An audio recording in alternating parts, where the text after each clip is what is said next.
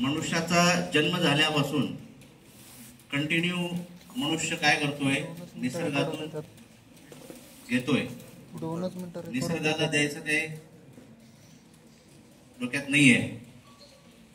मनुष्य कंटिन्यू निसर्गाकडून घेऊन घेऊन निसर्गाचा एवढा ऱ्हास केलेला आहे की पुढची पिढी तुम्हाला जाब विचारल्याशिवाय राहणार नाही. किंवा आमच्या पुढे निसर्गाचं काय वाढून ठेवलंय, तुम्ही काय केलेलं आहे निसर्गाचं.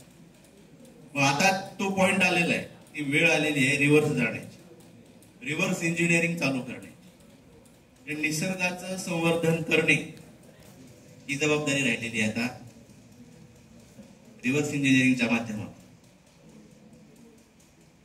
निसर्गाचं संवर्धन जर नाही केलं, असेच प्रोडक्ट्स मार्केटमध्ये सस्टेन होतील की जे निसर्गाचं संवर्धन करण्याला फिजिबल आहे. तेच प्रोडक्ट मार्केटमध्ये टिकतील. म्हणूनच ईव्ही जे आहेत, इलेक्ट्रिक व्हेकल्स, त्या कम्प्लिटली सस्टेनेबल आहेत. त्यासाठी ईव्ही या ठिकाणी लॉन्च होत आहेत. इंडियन गव्हर्नमेंटची पॉलिसी आहे 2030 पर्यंत 60 ते 70% टू व्हीलर्स जे आहेत त्या इलेक्ट्रिफाईड झाल्या पाहिजे. 30 ते 40% थ्री व्हीलर्स इलेक्ट्रिफाईड झाल्या पाहिजेत.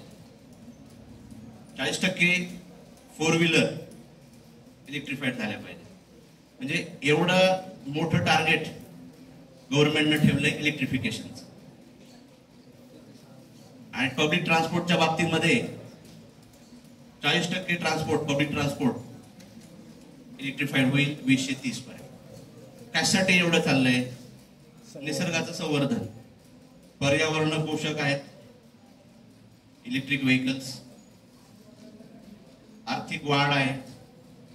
आर्थिक वाढ कशी आहे? आपली जी डिपेंडन्सी आहे फॉसिल फ्युएलवर, ती डिपेंडन्सी ईव्हीच्या माध्यमातून कमी होईल. सर्क्युलर इकॉनॉमीच्या माध्यमातून भारताची शाश्वत वाढ, आर्थिक वाढ पाहायला मिळेल. हे सगळे फायदे इलेक्ट्रिक व्हेकल्सचे आहेत. त्यामुळं आणि इव्हन रिसर्चला प्रचंड स्कोप आहे या क्षेत्रात. का? एन्व्हायरमेंटल प्रोटेक्शनसाठी ईव्हीज लॉन्च झालेले आहेत. 2030 पर्यंत ईव्हीचं प्रमाण प्रचंड वाढणार आहे. पण ईव्हीचा जो मेन सोर्स आहे काय आहे? Energy storage system. म्हणजे काय आहे? बॅटरीज आहेत. वेगवेगळ्या प्रकारच्या बॅटरीज आहेत. लिथियम आयन बॅटरीज असतील, सोडियम बॅटरी असेल. एवढ्या प्रमाणात नंबर्स ऑफ व्हेकल्स जर रोडवर धावू लागल्या, तुझ्या ईव्हीचं जे एनर्जी स्टोरेज सिस्टीम आहे, ज्या बॅटरीज आहेत, त्या बॅटरीज वापर होऊन बाहेर पडते. मग त्या बॅटरीजचं पुढे करायचं काय? हा मोठा प्रश्न आहे. एन्व्हायरमेंटल प्रोटेक्शनसाठी तुम्ही ईव्ही आणल्या आणि मग ज्या युज्ड स्पेंट एलआयव्हीज आहेत त्या परत एन्व्हायरमेंटमध्ये पडतायत. त्याच्यानंतर परत त्याचे इफेक्ट आहेत.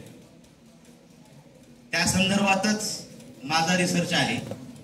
ते प्रेझेंटेशन मी लावणार होतो, पण इथली परिस्थिती पाहता म्हटलं आपण थोडस जनरलाइज बोलून कन्क्लूड करावं.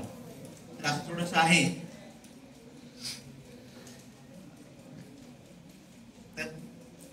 Lithium ion batteries, spent lithium ion batteries EV मधल्या ज्या बाहेर पडतील, त्याचं पुढे काय करायचं? त्या ठिकाणी रिसर्चला स्कोप आहे.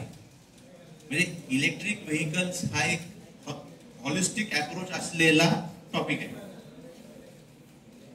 त्याच्यामध्ये सर्वंकष आपल्याला अभ्यास करण्यासाठी स्कोप आहे, रिसर्चसाठी स्कोप आहे. त्यामुळं तुम्ही ईव्ही कडे करिअरच्या दृष्टिकोनातून पहा. त्यामध्ये करिअर करण्यासाठी तुम्हाला वाव आहे. आता इलेक्ट्रिकल इंजिनियर आहे, मेकॅनिकल इंजिनियर आहे, इलेक्ट्रॉनिक्स इंजिनियर आहे. सकाळी डिस्कशन झालं. प्रत्येक याच्यामध्ये त्याला त्या ठिकाणी स्कोप आहे. सो त्या दृष्टिकोनातून ईव्हीचं योगदान आहे. त्यामुळं हे वर्कशॉप त्याला अतिशय पोषक असं आहे. सर आलेले आहेत, तो आपला विद्यार्थीच आहे, व्यवस्थित मार्गदर्शन करता येते. अकॉर्डिंगली थोडासा इंटरेस्ट घेऊन तुम्ही त्यामध्ये हे करा. ठीक आहे, धन्यवाद.